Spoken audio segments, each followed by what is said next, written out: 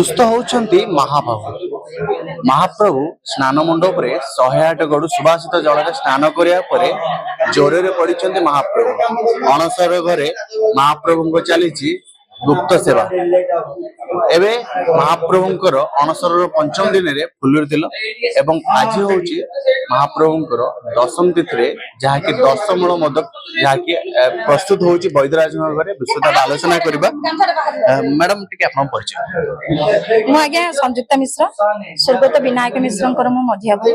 ବର୍ତ୍ତମାନ ବୈଦ୍ୟରାଜ ଯେ କରୁଛି ସଂଯୁକ୍ତା ସୁଧାଂଶୁ ପ୍ରସାଦ ମିଶ୍ର ତା ବୋଉ। ମ୍ୟାଡାମ ଏଇ ଯୋଉ ପ୍ରସ୍ତୁତ ହଉଛି ଦଶମୂଳ ମୋଦକ, କଣ ଦଶମୂଳ ମୋଦକ? ଦଶମୂଳ ବୋଲି ଆମର ହଉଛି ଶାଳପଲ୍ଲୀ, ପୁଷ୍ଟପର୍ଣ୍ଣି, ଗମ୍ଭାରୀ, ଫଣଫଣା ଏବଂ ଅଗିବଥୁ ଏଇ ଟାଇପର କିଛିଟା ଗଛର ଛାଲି, ଚେର, ପତ୍ର ତା ସହିତ କିଛିଟା ଫଳ ମଧ୍ୟ ବି ତା ସାଙ୍ଗରେ ଚାଲୁଛି। ଆଚ୍ଛା, ଏହାକୁ କେବେଠୁ ପ୍ରସ୍ତୁତ କରିଥାନ୍ତି, କିଭଳି ଭାବରେ ପ୍ରସ୍ତୁତ କରିଥାନ୍ତି, କିଭଳି ନିଷ୍ଠା ରହିବାକୁ ପଡେ ଆପଣ ମାନଙ୍କୁ, କେତେ ଦିନ ବନ୍ଧୁ? ଏଇଟା ତ ଆଜ୍ଞା ପୁରା ନିଷ୍ଠାର ସହିତ ଯେତେବେଳେ ଆମେ ଏଇଟାକୁ ସଂଗ୍ରହ କରିକି ରଖିଥାଉ ସେଟା ପୁରା ଟେକା ହେଇକିରି ଯେମିତି ଆଗେ ଥୁଆ ହେଇଥାଏ ଶିକାରେ ସେଇ ଟାଇପର ରହେ। ତାପରେ ଏଇଟାକୁ ଆମେ ସୁଖାସୁଖି ଧୁଆ ଧୁଇ କରି ସୁଖାସୁଖି କଲା ପରେ ଏଟାକୁ ରଖିଥାଉ ସେମିତିକା। ଜଗନ୍ନାଥଙ୍କ ଯେତେବେଳେ ଜ୍ୱର ହେଇଥାଏ ମାନେ ସ୍ନାନ ପୂର୍ଣ୍ଣିମା ପରଦିନ ସେଇଟାକୁ ଆମେ ଛେଚିଥାଉ। ଛେଚିକିରି ଗୁଣ୍ଡ କଲା ପରେ ଏଇ ଟାଇପର ପାଉଡର ହେଇଥାଏ। ତାକୁ ଆଜି ରନ୍ଧନ କରାଯାଏ। ରନ୍ଧନ କରିବାର ପଦ୍ଧତି ହେଲା ଶର୍କରା ଦିଆଯାଏ। ରନ୍ଧନ କରିବା ପାଇଁ ଆପଣ ଚୁଲି ବ୍ୟବହାର କରିଥାନ୍ତି ପୁରା ପୁରୁଣା ପଦ୍ଧତିରେ? ଆଜ୍ଞା, ଏଟା କାଠ ଚୁଲି, ନୂଆ ଚୁଲିରେ କାଠ ଚୁଲି। ସେତେବେଳେ ଘର ମାନଙ୍କରେ ସବୁ ଥାଏ, ଗୋଟେ ଏନ୍ତଟା କଣ ଥାଏ ତା ଦେହରେ ଏନ୍ତଟା ଶାଳରେ ସବୁ ପ୍ରସ୍ତୁତ ହୁଏ। କିନ୍ତୁ ବର୍ତ୍ତମାନ ତ ସମସ୍ତଙ୍କ ଘରେ ଘରେ ଗ୍ୟାସ ଚୁଲା, ତେଣୁ ଆମେ ଗୋଟେ ନୂଆ ଚୁଲିଟେ କାଠ ଚୁଲିଟେ ପ୍ରସ୍ତୁତ କରିକି ତା ଦେହରେ ରୋଷେଇଟା ହୁଏ। ଆଉ ରୋଷେଇ ପୂର୍ବରୁ ଏଇଟା ଯେତେ ଦିନର ଚୁରା ଚୁରି ହେଇଥାଏ ଘରେ ପିଆଜ ହୁଏ ନାହିଁ। ସାଧା ତ ଖାଆନ୍ତି ସେମିତିକା, କିନ୍ତୁ ନହେଲେ ପିଆଜର ବି ପ୍ରବେଶ ନଥାଏ। ଆଚ୍ଛା, ଏଇ ଯୋଉ ଦଶମୂଳ ମୋଦକ ପ୍ରସ୍ତୁତ କରିଥାନ୍ତି ଘରେ ସମସ୍ତେ କରିଥାନ୍ତି, ନିଷ୍ଠାର ସହିତ ପ୍ରସ୍ତୁତ କରିଥାନ୍ତି। ମହାପ୍ରଭୁଙ୍କ ପାଖରେ ମହାପ୍ରଭୁଙ୍କ ସେବାରେ ଲାଗିଥାଏ, କେତେ ଖୁସି ଲାଗେ ମହାପ୍ରଭୁଙ୍କ ସେବା? ବହୁତ ଖୁସି ଲାଗିଥାଏ ଆଜ୍ଞା ନିଜକୁ। ସେଥିପାଇଁକା ମହାପ୍ରଭୁଙ୍କର କିଛିଟା ହେଲେ ଆମେ କାମରେ ଆସିପାରୁଛୁ ବୋଲି ନିଜକୁ ବହୁତ ସୌଭାଗ୍ୟ ମନେ କରୁ।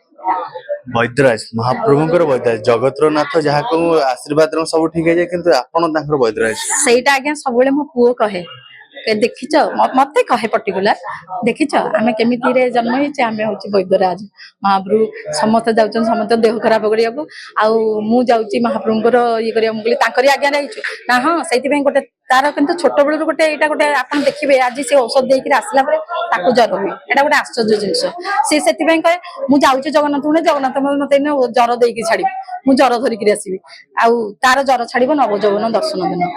ମାନେ ଏଇଟା ପରୀକ୍ଷା କରିସାରିଲୁଣି ଯେ ସିଏ ଯେତେବେଳେ ଔଷଧ ନେଇକିରି ଆଜି ଯିବ, ଔଷଧ ଦେଇଦବ ନର୍ମାଲ ଦେଖୁଛନ୍ତି ଆପଣ ଏନେ, କିନ୍ତୁ ସିଏ ଯେତେବେଳେ ଫେରିବ ରାତିରେ ତା ଦେହରେ ଆପଣ ଟେମ୍ପରେଚର ଦେଖିବେ, ତାର ସମାନ ଟେମ୍ପରେଚର 2 ଦିନ 3 ଦିନ ଖଣ୍ଡେ ରହିବ। ନବଯୌବନ ଦର୍ଶନ ଦିନ ମୁଁ କହିପାରେନି ଆଜ୍ଞା ଏଇଟା କଣ ତାର ପଜିଟିଭ, କଣ ସେ ଜଗନ୍ନାଥଙ୍କୁ କେମିତି ଦିଏ, କଣ କରେ, କାହାର କିଛି ହୁଏନି, କିନ୍ତୁ ପର୍ଟିକୁଲାର ତାର ହୁଏ।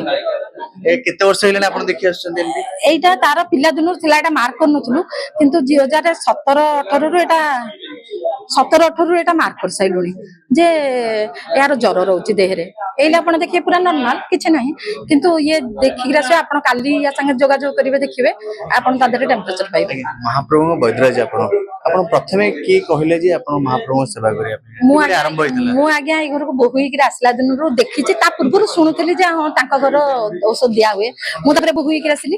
କିନ୍ତୁ ଏଇଟା ମୁଁ ଶୁଣିଛି ମାଗୁଣୀ ବ୍ରହ୍ମା ଯିଏ ଥିଲେ, ସିଏ ଏଟା ତାଙ୍କ ପୂର୍ବରୁ କି ତାଙ୍କରିଠୁ ଆରମ୍ଭ ହେଇଛି ସେଇଟା। କେତେ ବର୍ଷ ହେଇଯିବଣି?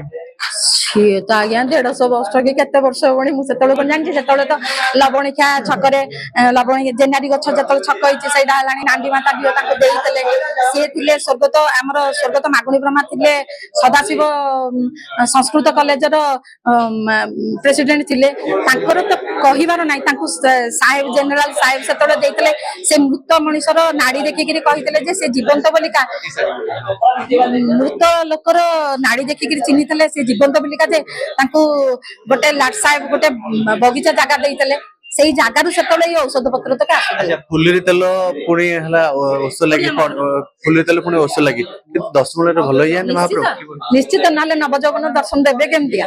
ଫୁଲୁରି ତେଲ ଦେହର ଦରଜ ଛଡାଏ, ଔଷଧ ଚେଷ୍ଟା କଲେ ଔଷଧ ଛାଡିଯିବ କିନ୍ତୁ ନାଇଁ ଆଜ୍ଞା ତାଙ୍କ ଆଜ୍ଞା ହଉଛି ତାଙ୍କରି ଆଦେଶରେ ସେ ଜ୍ୱର ଛାଡିକିରି ସୁସ୍ଥ ହେଉଛନ୍ତି। କାଲି ହଉଛି ଯେ ଚକାବିଜୟ ହେବେ ଖଳି ଲାଗି ହେଇକିରି ସେ ଆରାମ ସେ ନବଯୌବନ ଦର୍ଶନ ଦେବେ। ମହାପ୍ରଭୁ ଜଗତକୁ ଜ୍ୱର ଶୂନ୍ୟ କରିବେ ଆମକୁ ବି ସମସ୍ତଙ୍କୁ ଶାନ୍ତିରେ ରଖିବେ। ନିଶ୍ଚିତ ଭାବେ ପ୍ରସ୍ତୁତ ହଉଛି ନିଶ୍ଚିତ ଭାବେ ଆଲୋଚନା କରିବା। ଆଜ୍ଞା ଆପଣ ନିଜ ହାତରେ ମହାପ୍ରଭୁଙ୍କ ପାଇଁ ପ୍ରସ୍ତୁତ କରୁଛନ୍ତି ମହାପ୍ରଭୁ ଭଲ ହେଇଯିବେ କେତେ ଖୁସି ଲାଗୁଛି। आत्मा तृप्ति आत्मा बड़ी खुशी आत्मा तृप्ति आत्मा बड़ी खुशी कौन अच्छी प्रभुंकर कि माने आम दया थिला आम ता सेवा करे समय मिली आज आत्मा तृप्ति सह परिवार सेवारे लगी जाइछन्ति महाप्रभु सुस्थ करिया ପାଇଁ।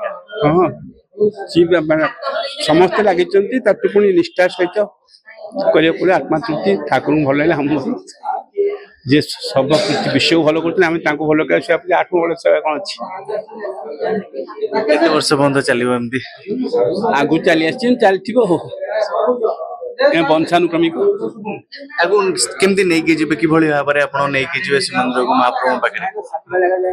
आज्ञा ई केन बेटर पसंद आज्ञा महाप्रभु पाऊ कि भली नै कि जिबे गोटे ये को निजे धरिक हाथ में नहीं सात ओली सात गोटे ओली रे 7टा लेके मोदक जीव 49टा मोदक आम दू।